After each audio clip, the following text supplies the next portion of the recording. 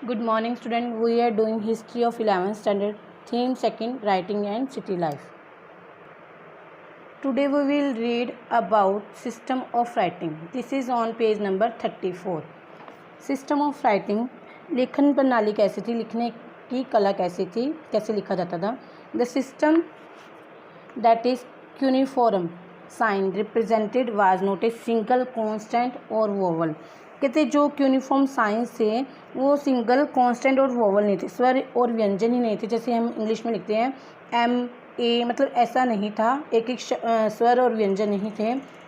But syllabus मतलब जो अक्षर थे, सिलेबस का मीनिंग यहाँ पे क्या है, अक्षर, जो अक्षर थे, लेकिन वो अक्षर थे, मतलब कि स्वर और व्यंजन नहीं थे, अक्षर थे. जैसे कि पूरे शब्द होते हैं, पूरे वर्ड्स होते हैं, वैसे थे. दस the science that A Mesopotamian scribe had to learn ran into hundreds, and he had to be able to handle a wet tablet and get it written before it dried. इस प्रकार Mesopotamia के लिपिक, जो scribe था, लिपिक जो लिखने वाला था, उसे सैकड़ों चिन्ह सीखने पड़ते थे और उसे गीली मिट्टी पर उसके सूखने से पहले ही लिखना होता था. So writing was a skilled craft but more important. Writing जो लिखना था वो बहुत ज़्यादा इम्पोर्टेंट था, इसलिए एक स्किल्ड क्राफ्ट था, मतलब एक कुशल कार्य था, मतलब एक बहुत ही स्किल्स इसमें यूज़ की जाती थी. It was an enormous intellectual achievement conveying in visual form the system of sound of a particular language. इसमें बताया गया है कि विजुअल फॉर्म किसी एक विशेष भाषा की विशेष ध्वनियों को, जो ध्वनि होती है उसको एक दृश्य रूप में प्रस्तुत करना, मतलब लिखकर प्रस्तुत करना, यह एक बौद्धिक कार्य था. इंटेलेक्चुअल अचीवमेंट था, एक बौद्धिक कार्य था, मतलब किसी भी ध्वनि को पूरा लिखकर प्रकट करना एक बौद्धिक कार्य था, इसलिए बहुत ज़्यादा इम्पोर्टेंट था और इसके लिए बहुत स्किल्स का यूज़ किया जाता था. ये स्टूडेंट हमने इसमें क्या पढ़ा, जो सिस्टम था मेसोपोटामिया का राइटिंग का, उसमें स्वर या व्यंजन अकेला नहीं होता था, बहुत शब्द से होते थे, अक्षर होते थे. और इसीलिए मेसोपोटामिया के जो लिपिकार था, स्क्राइब था, उसको सैकड़ों चिन्ह सीखने पड़ते थे और उसको गीली मिट्टी, जो वेट थी, क्ले थी, उसको सूखने से पहले ही उस पर लिखना पड़ता था, क्योंकि सूखने के बाद लिखा नहीं जाता था. और ये बहुत लिखना वहाँ बहुत इंपॉर्टेंट था, इसलिए स्किल्ड क्राफ्ट यूज़ होता था, मतलब बहुत कुशलता से कार्य किया जाता था.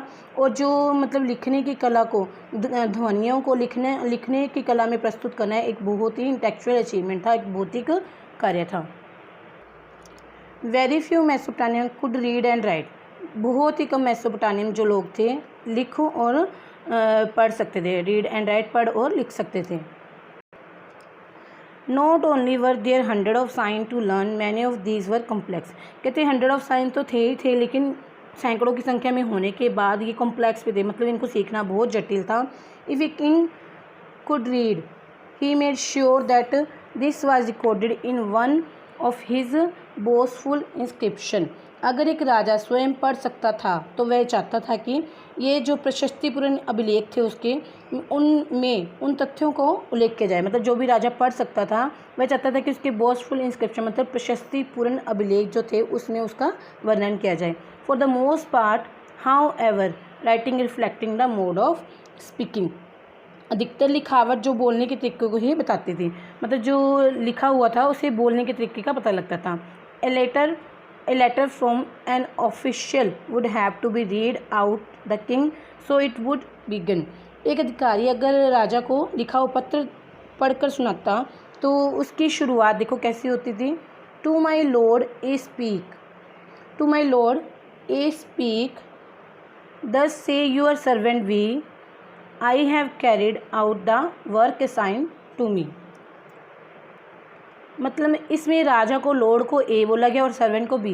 कहता है कि मेरे मालिक को उसका सेवक का निवेदन करता है, मेरे मालिक को उसका सेवक क्या कहता है, निवेदन करता है, मैं और इस मुझे जो आपने सौंपे काम दिए थे वह मैंने पूरे कर दिए, out the work assign to me, मतलब जो काम मुझे दिए थे वे पूरे कर दिए। मतलब इसने बताया कि मेसोपोटामिया में लिखने का सिस्टम बहुत ही बौद्धिकतापूर्ण था, कुशलतापूर्ण था। 100 के करीब, हाँ, सैकड़ों में साइन थे, मतलब बहुत संख्या में साइन थे, और वो सैकड़ों के साइन में सीखना तो मुश्किल था ही था, और उसको बहुत ज़्यादा मुश्किल भी था, मतलब लिखना भी मुश्किल था, उनको पढ़ना भी मुश्किल था। Okay student, I hope you have understood the system of the writing of the Mesopotamia. It's enough for today. Have a nice day.